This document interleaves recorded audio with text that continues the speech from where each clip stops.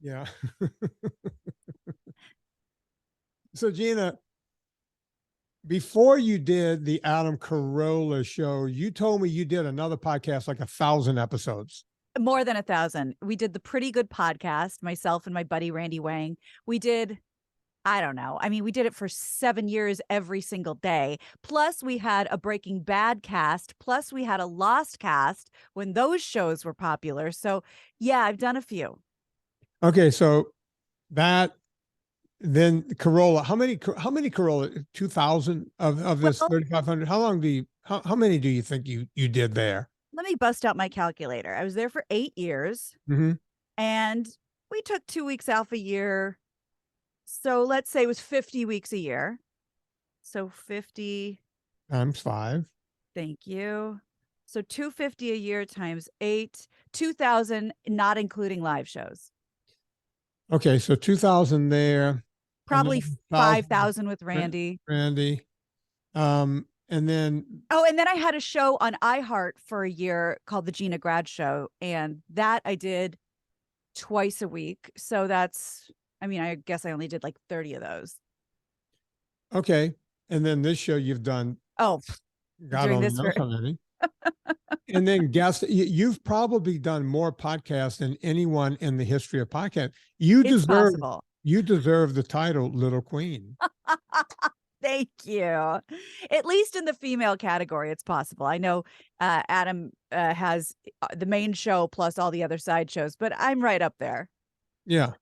No, it's got to be. Well, he would be the king, right? So Right. it would be I'm the the queen. little queen. Thank You're the you. little queen. And when we were talking about it, that song, as you know, everything reminds me of a song. That song popped into my head. Yep. And the whole time we were talking, it's like, does that song have any kind of head on it? And I said, well, I know they go through the bloom, bloom, bloom, doo doo doom, doom. And then I was trying to think, how do I know when they're going to get? And right before we came on, I even did it in my head. I went, oh, he hits the tom toms 3 times You did. before. You said that. Yeah, in my head, I can remember songs as if I recorded them myself. And I went, oh yeah, the drummer goes bloom, bloom, bloom, and then she starts singing. So would that be considered, if it's a photographic memory when you're looking at something, do you have like an audiographic memory? Because Oh that's what I'm no, starting to think. no, we know that I call it a partial photographic memory, because if I read it, I remember it. Did I ever tell you about the test I took? What? When I was a kid, by the time I got to high school, freshman year, both of my parents are school teachers, and high level school teachers, Right. and so I went to my mom one day and I said, "Ma, I I got a problem with reading," and she goes, "What are you talking about?" I said, "I have a reading issue," and she goes, "Come on, you're a prodigious reader," as only a Cajun Italian mom would say. Had to go look up prodigious. And then I said, well, no. She goes, well, why do you think you have a reading problem? And I said, well, this all started in history class when one of the nuns would say, okay, I want you guys to read 3 pages, these next 3 pages, and then we're going to discuss. Mm-hmm. So I would go about reading, and I would just be at the bottom of, say, the first page, like 1/3 done. And, everybody's like going, as kids would do, they got to let you know they're done. Of course. And the nun would go, okay, we're ready to rock and roll. And a couple of times I would go, wait a minute. And everybody would go, oh. So I just stopped doing that because I was embarrassed. Right. Right. So I was like, man, this is not good. It's just not good. So my mom goes, well, she goes, my friend who I went to school with, Dr. So-and-so, has a reading clinic in Baton Rouge. Ooh.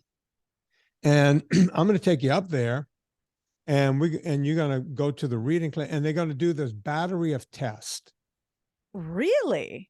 Yeah. So I do this battery of tests. Like, you have to read something, and then it's short-term memory. You have to write it down. You have to do this. You have to do that. Part of it is you read something there, you come back 3 days later and you have to talk about what you read, they ask you questions on the whole thing. Part of it was they had you play games like, physical games, putting square pegs and round holes and all like this kind of stuff. spatial relationship and All kinds of comprehension. stuff, right? And this is long before anyone knew they had what's that thing when you read backwards, or you dyslexia. Yeah. So all this different kind, I don't, they're doing all these tests. And a couple of days later, they called my mom after, I did the test, went back, took the second test from what I learned. They called my mom and said, listen, we screwed up the test. Can you send him? We're not charging for this. Would you mind if you did it again? And I went, they screwed up the test. I'm thinking, man, I'm dumber than dumb, is what I'm thinking. It's like, they didn't screw up the test. I screwed up the test. They can't believe just how stupid I am. They want to see just, so I'll go back in and I do the test again. And this time I'm even more relaxed because I know the people, right? Kind, they're friend, and then I go back a couple of days later and take the test to see what I can regurgitate and the whole thing. And then they call me, my mom, and my dad in. Oh boy. I've told this story on the podcast before.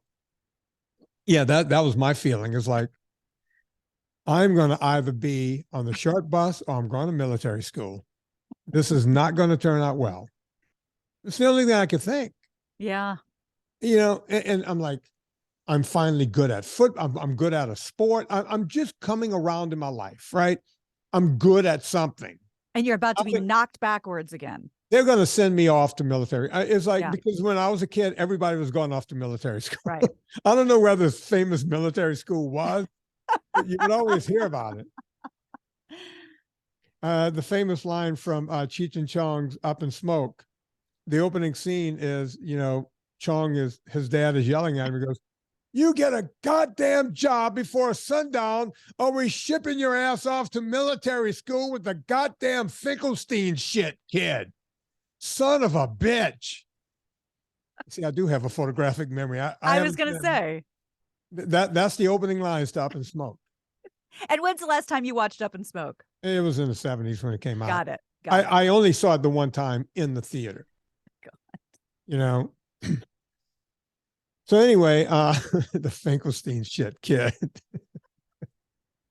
Son of a bitch.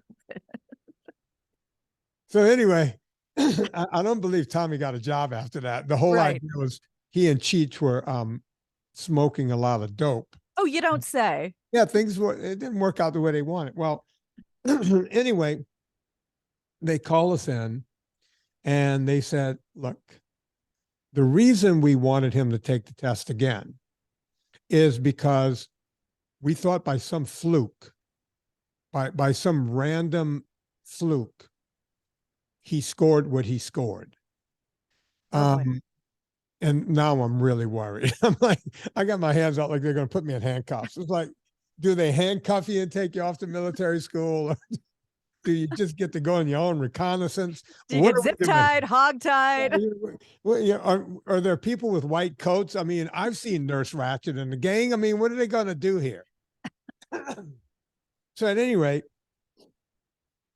they said, it was my mom's friend and this other doctor. They were both in there, and I'm sitting there, and I'm shitting bricks, and it's like, we've never seen this before. First off, yes, you're probably one of the slowest readers we've ever seen. As a matter of fact, we've never seen anyone read as slow as you. Wow. And the best we can tell is that you read every word. Here's the deal, Gina, and here's what you need to know. When we read, I learned this because I became a secondary education major in college. When we read, we assume a lot. We assume words, right? That's why people like you can read really fast out loud. You know, when I hear Mike Dawson do it, he just picks up copy and go. Yeah. I would pick up copy and I would sound like, on the computer when you hear a voice. Yeah. Like this is. Vinnie, Tortorich. Yeah, that's what it would, I don't assume I have to see every word and Right. imprint it in my brain. Now I can't remember, You're much more literal. You're not assuming you have to see it for yourself. right. I don't know why it happens, but I catch every word. And here's the problem. It makes me read very slowly. I'm reading your friend's book right now. She sent me a copy of it, Teresa Strasser. Yeah. I can then go back and write the book for her without looking down at the book. That's incredible.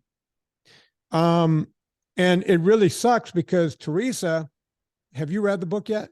I haven't. You got a copy before me. You guys must be better friends. Oh, we are like this. Thick as thieves. Um, Unbelievable. she does flashbacks. Yeah. You know what that does to a guy like me? When you go back and forth and back and forth, it doesn't work out so well. It just doesn't.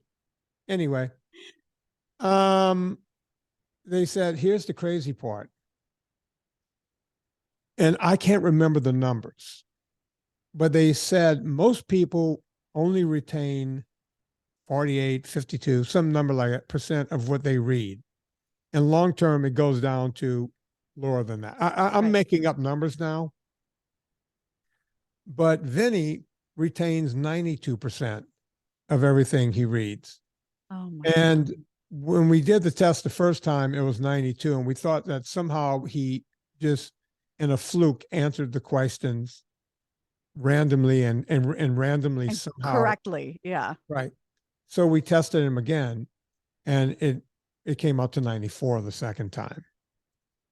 So I call it a partial photographic memory because I have a friend, she's now retired. She was in Hollywood. I'll say her name, Janet Kay. And Janet Kay was a one of a kind. She worked for ICM her entire career. I think she originally went there as a secretary and she quickly moved up to work for one of the agents in contracts. Oh, wow. And what they figured out was Janet has an exact photographic memory of everything she's ever read. Unbelievable. And Hollywood, like I'm talking Les Moonves and all these people, the heads of studios, whenever they needed to know something, they wouldn't send someone to go look it up in the archives. They would just call ICM and say, Janet, did you read this thing in 1996? And it could be like 2008. Which contract? The contract where we had Justine Bateman doing a television show. And she goes, yeah, what do you need? What was the percentage? It was 12%. If you look on page 8, halfway down, second paragraph, third sentence down, that's where you'll find. She'll just like that. I don't have that. Oh my. So she'd be a great expert witness in a trial. Ask her anything. She's scary. She's scary good. God. You know, if you ask her, she was the one that did the Friends contract, the original one, because it was a mid-season pickup. Wow. And she can tell you everything about every one of those actors and the writers, everything, every one of their deals, top of her head. And she's one of one in Hollywood. And that's incredible. She never had a law degree. She never had anything. They moved her up. She was like at the top of contracts and everything at ICM. She ended up running the department because she remembered everything. Thank God she used her powers for good and not for evil. She could do some serious damage if she wanted to. Oh, that's like Russian spy stuff. That's what I'm talking about. She could hack, she could spy, she could, you leave her alone for 5 minutes in a room, she'll look through all your papers and then memorize them. Yeah. That's incredible. But some of these doctors that come on my Friday show, we'll just talk and they'll say, well, where are your, like at the end of the show, when the show's over, they'll go, where were your notes posted? And I'll say, what are you talking about? It's like, well, you look like you were looking in a computer the whole time. Did you have notes up? And I'm like, no, I just see a big screen of you and me.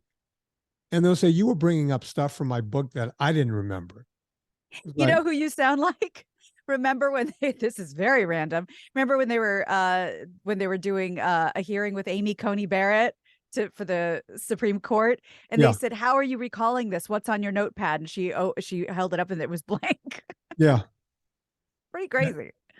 Was she the one that was raped?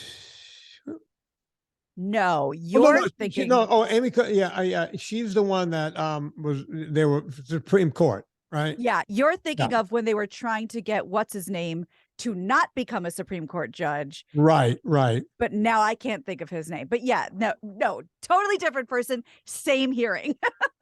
Yeah, yeah. I knew it was because those two happened within 6 months of each other. Yes, very, very close Yeah. together because one was right after Ruth Bader Ginsburg died. Anyway, I'm very impressed with you, is my point. Well, it's not impressive. I'll tell you, and she's been a guest on this show from the show Taxi, Mary Lou Henner. Oh, Who's been on this that's show. that's something totally different. That would drive me insane. Yeah, I don't know how those people live that way. She remembers every moment of her life, no matter how young she is, what day of the week it was, everything. Yeah, she'll remember what she ate that day. I think a good survival technique for most of society is to forget, at least not to have every single memory like it's happening right now. I would rather not have it than have it. Well, look, I mean, the reason we can't remember pain is because you would just live in a state of trauma. Yeah, you'd never do it again. That's what they say about childbirth, that you don't remember how painful it is or you wouldn't procreate. Yeah. You know, I've broken my leg in half. I remember doing it. You go into shock, but you don't remember the pain or the pain you were in or any of it. You know, it's just, you know, I've broken most of the bones in my body. You know, not Evel Knievel amount of bones, but a lot of them. More than the average bear. Yeah, look, if you know, look, if you're not breaking bones, you're not having fun. There's the new bumper sticker. Yeah. Leona, get to work on that, please. I need a hat and a t-shirt. You might want to have a good litigator on your side so you don't get sued for that one. My kid went out and jumped off the house because he said if you're not breaking bones, you're not having fun. Gina, there's a guy I'm interviewing today. When this comes out, meaning today, this is coming out next Wednesday.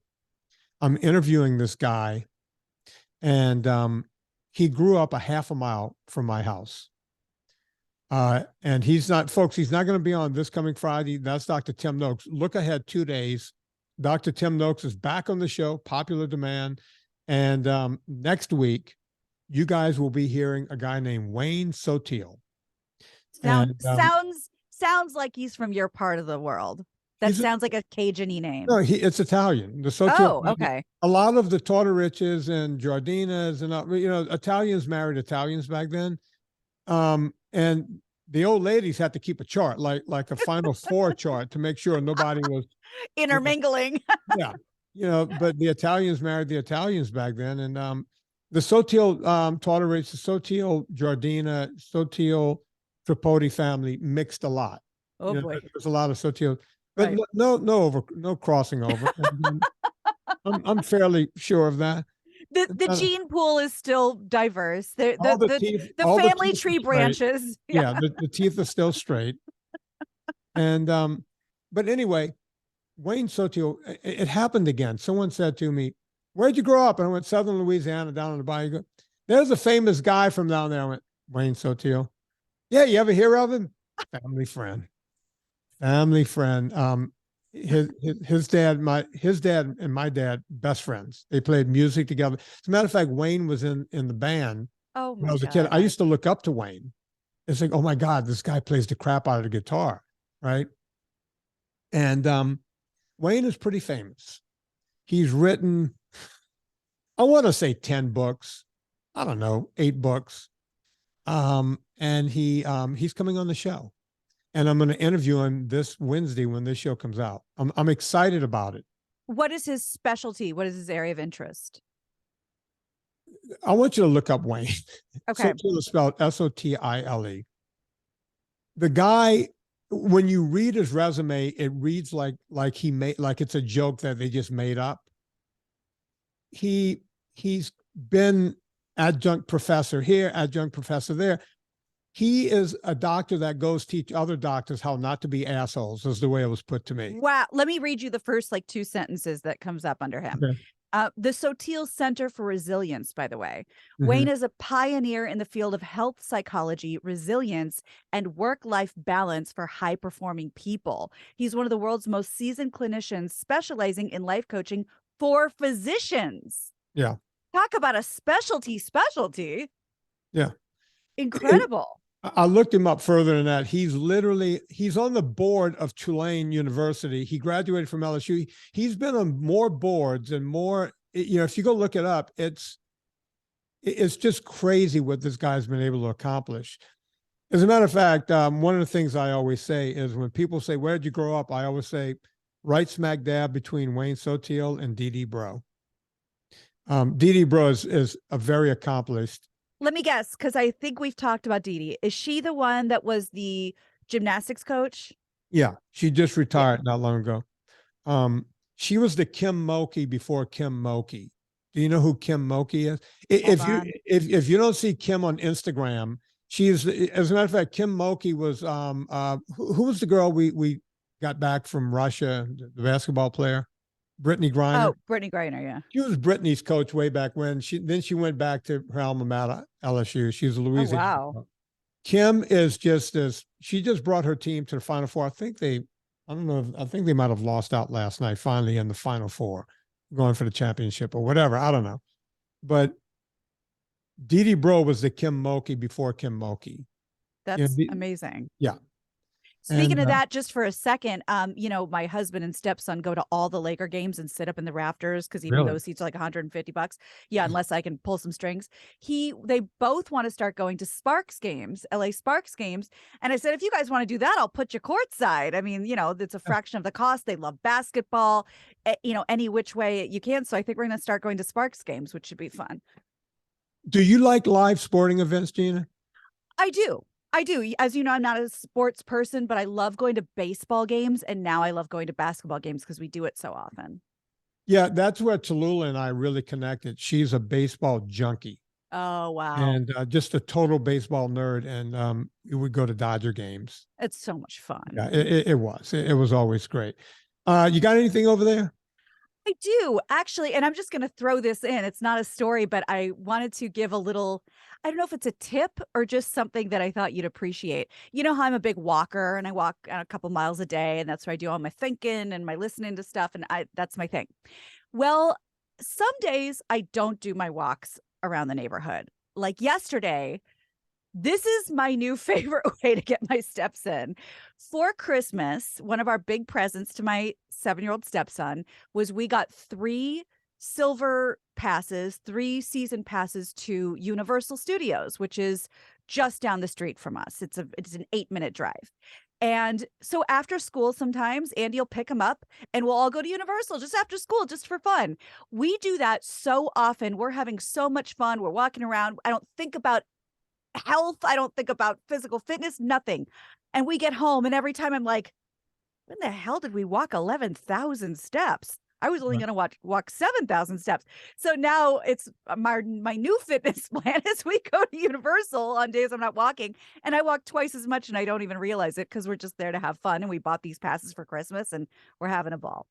So, think outside the box, I guess, is my tip for when you're thinking about exercising. Look, as I said in my book, Fitness Confidential, your body doesn't know if your brain is having fun. Right. Exercise does not have to be toiling away, right? Hence, kayaking and rowing and, right. Hiking, when you go hiking, you're looking at the scenery. It doesn't feel like exercise. No, in fact, most of the time you're going up there to see the view, not to get your steps in. And then look what you just did.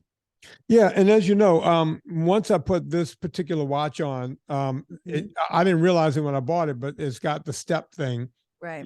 If I knew how to actually use the watch, I would probably move it to something else, but I don't know which one of these buttons here to press to make something go away, so I don't touch it.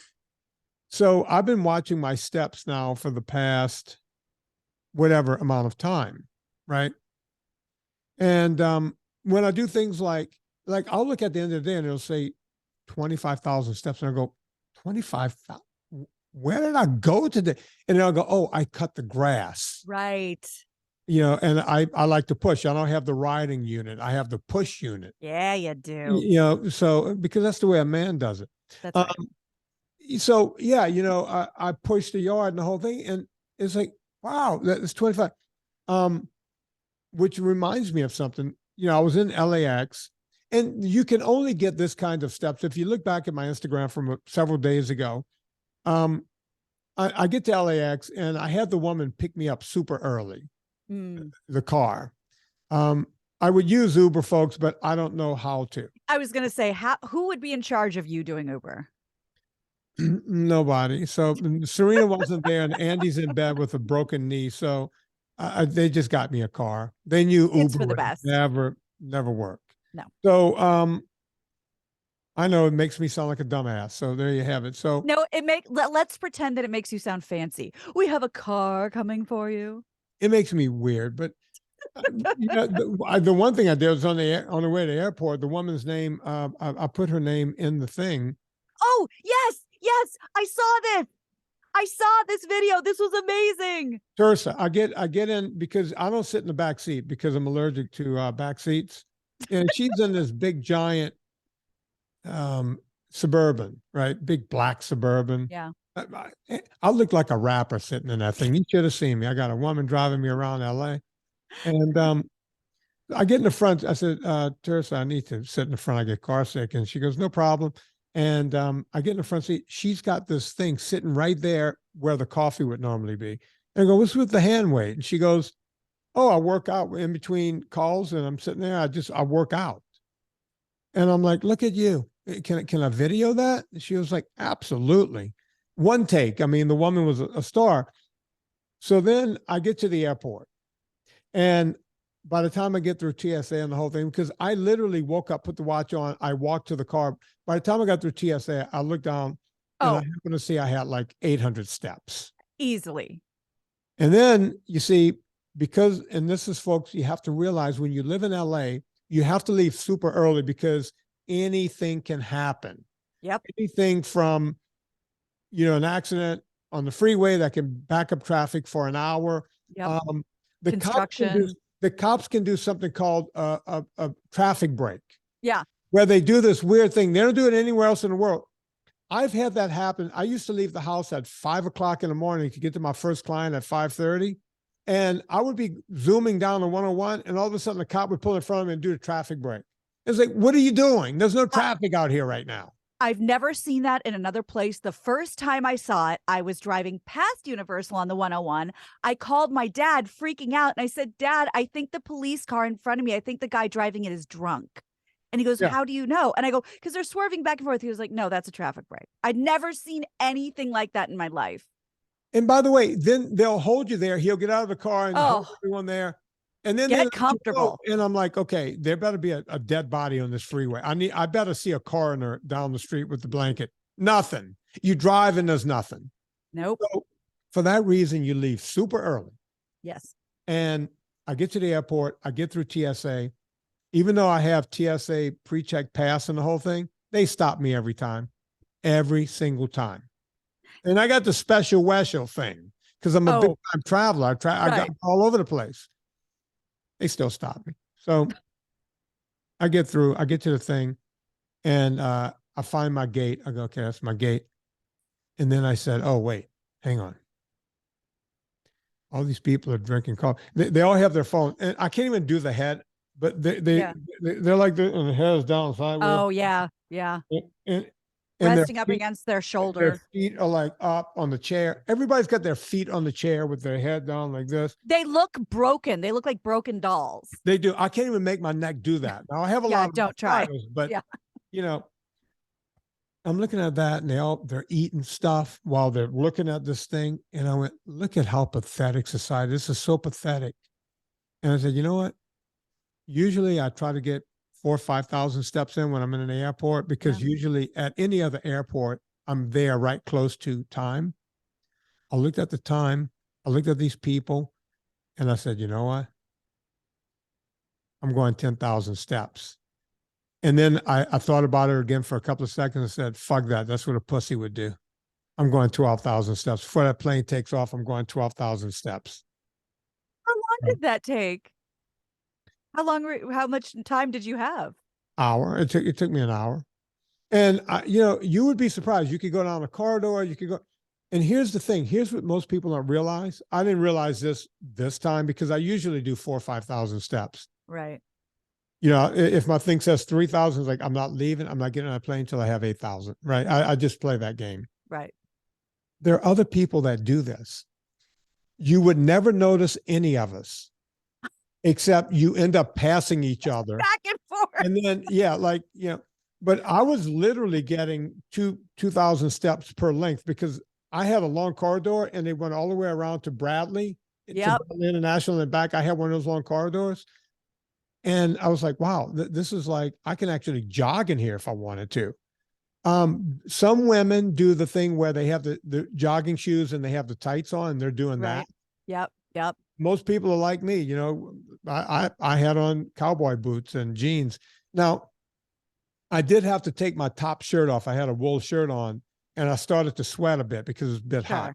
You are going to get on a plane for a few hours. Yeah, I don't want to offend anyone. So I was able to cool off. I had a t-shirt on underneath and I was able to stay cool. And I went 12,000 something steps. And I wouldn't believe the cowboy boots thing, but I do because I also know that is how you do your balance board. So I know that you can walk in cowboy boots. I do my balance board in running shoes, the one you got me that I love.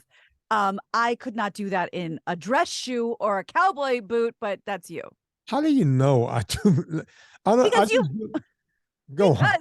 You first of all, you're Vinnie, so you're always going to do something weird in pedestrian clothing because it's easy for you.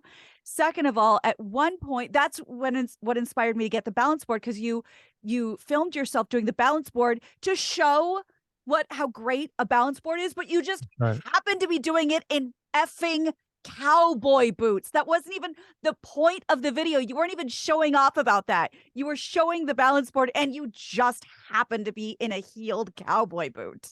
How you did that, I'll never know. Well, here's the thing. I have to wear, I work out. I got shorts on. I have tennis shoes on. I'm always dressed. So whenever I'm not doing any kind of here, Gina, I'm going to stand up right now. I just came from the gym.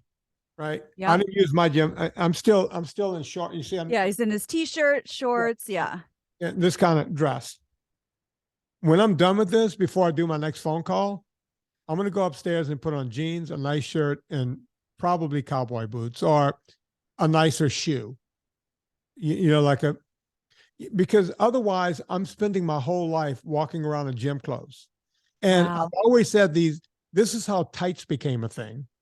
The mommy would go, okay, I'm just going to throw these tights on and no one's going to see me. I'm just dropping my kids off at school. Yeah. And then I'm going to go to yoga class or bar class or some kind of class. In my leggings. Yeah. Yeah. And then I'll come home. And then women just said, screw it. I'm just going to keep them on all day. And it became a fashion statement. And now they have leggings that have flared legs and all kinds of stuff. Right. Oh, yeah. And you'll know this better than anyone because you do so much international traveling. Guess what I've come to find out fairly quickly? The rest of the world thinks we look like dog shit. Oh, yeah. I did not know that. Athleisure is sort of the name of the game here, and the really wealthy have the really fancy athleisure. If you go to Paris, if you go to most places in Italy, if you go to London and you're walking around in essentially a sweatsuit, you look like you don't care about yourself. Yeah, well, you're being disrespectful to everyone else. Right. And I looked around, Serena, after Serena works out, she takes off the leggings and the whole thing. She takes a shower and does herself up. And even if she's out gardening or doing anything, or she works, she does all the books and everything, she's dressed like a normal person. And that means something to me. Yeah. Right. I've always said a lot of times when I get on the plane, I'm the only guy with shoes and a belt on and a button-down shirt. You absolutely are. I would never get on with a t-shirt. These are underclothes. You understand? I appreciate it. The only thing that I do, which is a fraction of what you do, is because I work from home pretty much now exclusively. I I will not spend the whole day in pajama pants, even though you only see me from, the neck up, Right. because it's not for me. I frankly don't care. It's because I don't want my husband to come home to someone who's still in their pajama pants. I don't think that's right. I don't think he would appreciate that, even though he'd never say it. Gina, it gives you you feel better about yourself. Yeah. Yeah. Right. Like later on, after I do my next phone call, we're recording this on a Friday. I'm going to have a drink. Yeah. You I are. am not having a drink dressed like this. This is alcoholic it. wear. Does that make sense? Yes, I love it. I can't help but wonder. I know your parents are, very proper and respectable people, but I can't help but wonder if this is a Serena influence, if this is an English influence. I've always been this way Of course. because my work clothes are gym shorts. Right. So as soon as I could get out of them Yeah. and look like a normal person. Have you ever seen me come into the Corolla show with anything other than either boots or nice shoes? And think about it. A Not shirt. only that, when you just showed me your outfit right now, and I've known you for almost 10 years, that's the first time I've ever seen your knees. So I've never even seen you in shorts before. Pretty sexy knees. Oh, I am hot and bothered. You should be. And we're going to make that the final word. Folks, Gina Grad is on a new podcast now. She is the queen of podcasting, and it's called the Gina and Brian. The Brian and Gina Show. The How did official. that bastard get top billing? Let's just say alphabetical order. Brian Bishop, Gina Grad. Okay. It's the official podcast of Los Angeles Magazine. We talk about LA. We have the incredible reporters on, the investigative reporters from Los Angeles Magazine. We do them once a week. We do just us once a week. We're having a blast. Please like and subscribe anywhere you listen to podcasts. And also, I'm on YouTube on the Los Angeles Magazine channel. Tons of videos of me, so please check them out. Yeah, Gina is killing it right now. So go see everything she's doing. I've listened to the first little thing, and then there were two more. I didn't like the second guest. I thought the one was Really? high. Yeah. She's going to be divisive, I think. Yeah, well, some of the stuff, I agree with a lot of what she was saying. The problem is the solutions are not going to work. Well, this is just information she's gathered from speculators. So I can't wait to see what happens to this state Right. after climate craziness. Absolutely. The whole thing is going to be interesting. So nonetheless, even though I didn't agree with 100% of stuff she said, I really enjoyed it. You guys are doing a great job. Thank you. And by the way, I like when you guys talked about LA and going to the eateries and the whole thing. Maybe it's because I lived there for 31 years. Yeah, nostalgic. And I was like, oh yeah, I remember. Oh yeah, I used to do that. So keep it up, folks. Go Thank check you. out everything Gina's doing. Also on Instagram and Twitter. She's been hot on Twitter lately. So I was a little scared of my Gina girl there. So you're gonna, at any rate, go check out everything she's doing with me. For this month, we have 15% off. I think it's 15% off. It's a percentage off. Let's say it's 15 over at purecoffeeclub.com. If you've never tasted the coffee that I came up with all these roasts myself. I roasted all, I came up with these roasts. I had notes everywhere and did the whole thing. And these are the roasts that I like. I came up with my own coffee. I secure my own green beans every year. 15% off, promo code Vinnie. Go check that out. You know what to do. Before you go to Amazon, go to VinnieTortorich.com and blah, blah, blah, blah, blah, blah, blah, blah, blah, blah, blah. When we don't have our Vinnie coffee, Andy says, can you pick up some brown water at the grocery store? Pretty much. That's, now you gave me a song for the next show. Oh my God. I don't think there's any lead on it though, so I can't do it. All right, let's cut.